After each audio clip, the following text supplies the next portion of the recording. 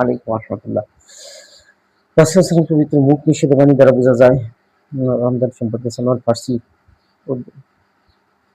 অসংখ্য বছর ছিলেন বিশিষ্ট সাহাবী। উনি বর্ণিত আল্লাহ রাসূল সাল্লাল্লাহু আলাইহি ওয়াসাল্লাম বলেন, দাওসাতু রাহমাতুন, প্রথম 10 দিন রহমত, আউয়ালু রাহমাতুন, আওসাতু মাগফিরাতুন, দ্বিতীয় 10 দিন মাগফিরাত, ওয়া আখিরু মুক্তি মিনান নার, তৃতীয় 10 দিন হলো জাহান্নাম থেকে জাহান্নাম থেকে অগ্নি থেকে মুক্তির 10 দিন, নাজাতের 10 দিন। সেই নাজাতের 10 দিন আপনাকে আমাকে আল্লাহ তাআলা যারা মুমিন তাদেরকে পৌঁছাইছেন, সিয়াম সাধনা পালন করতেছে, তাসবিহ তাহলিল কোরআন তেলাওয়াত করতেছে আল্লাহ তৌফিকের কারণে। সেই 10 দিনকে অত্যন্ত গুরুত্ব দিতে হবে। প্রত্যেকটা সেকেন্ড, প্রত্যেকটা মিনিট, প্রত্যেকটা ঘন্টা, রাত্রকে গুরুত্ব দিতে হবে।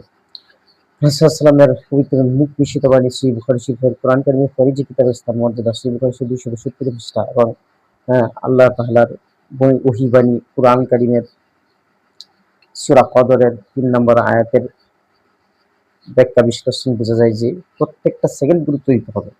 একটা সেকেন্ড আপনার 2 দিনের সমান, প্রায় 30 ঘন্টার সমান। একটা মিনিট আপনার 58 দিন, প্রায় 2 মাসের সমান। একটা ঘন্টা 9.8 বছরের সমান। আর একটা রাত্র, শবে কদরের রাত্র থেকে 83 বছর 4 মাসের ঊর্ধ্বে, প্রায় অর্থ ইবাদতের চেয়ে উত্তম। তাই প্রত্যেকটা সেকেন্ড অল্প হলে আমল করবো। আস্তাগফিরুল্লাহ, আল্লাহ আমাকে ক্ষমা করেন। সুবহানাল্লাহ, আলহামদুলিল্লাহ, তাসবিহ তাহলিল কোনো সেকেন্ডের জন্য বিফল না যায়, আল্লাহ তৌফিক দান করুন। রাসূলুল্লাহ সাল্লাল্লাহু আলাইহি ওয়াসাল্লামের হাদিস বর্ণনা করতেছি সনদ সহ, আল্লাহ তাআলা তৌফিক দান করেন, চেষ্টা করলেই উপায় হয়। হাদাসানা আলী ইবনে আব্দুল্লাহ হাদাসানা সুফিয়ান قال حفظنا وايما حفظ من الجهري عن ابي سلمة رضي الله تعالى عنه عن النبي صلى الله عليه وسلم عن ابي سلمة عن ابي هريرة رضي الله تعالى عنه عن النبي صلى الله عليه وسلم قال من صام رمضان من صام رمضان ايمانا واحتسابا غفر له ما تقدم من ذنبه ومن قام ليلة القدر ايمانا واحتسابا غفر له ما تقدم من ذنبه।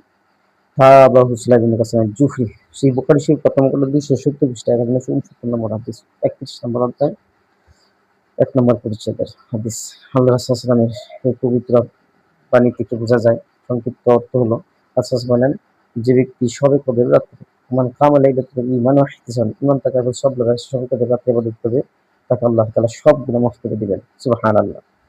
বুখারীর একান্ত ফাসফুল বাহরিতে রয়েছে হযরত আব্দুর রাহমান আফ থেকে বর্ণিত, মান সামা রমাদান ঈমানান ওয়া ইহতিসাবান ফামান সামাহু আকামাহু ফামান সামাহু ওয়া আকামাহু খারাজাত মিন জাসাদি হাত্তা তাখরুজু খারাজাত মিন জাসাদি কায়াউমিন ওয়ালাদাতহু উম্মুহু। এই হাদিস শরীফ দ্বারা বোঝা যায় যে আল্লাহ তাআলা সকল গুনাহ মাফ করেন। আল্লাহর সুন্নাহ কিতাবে রয়েছে 7 নম্বর 58 পৃষ্ঠায়, যে মুসনাদ আহমদ 1160 নম্বর হাদিস দ্বারা প্রমাণিত যে আল্লাহ তাআলা গুনাহসমূহ মাসুম বানায় দেন রোজা রাখার পর।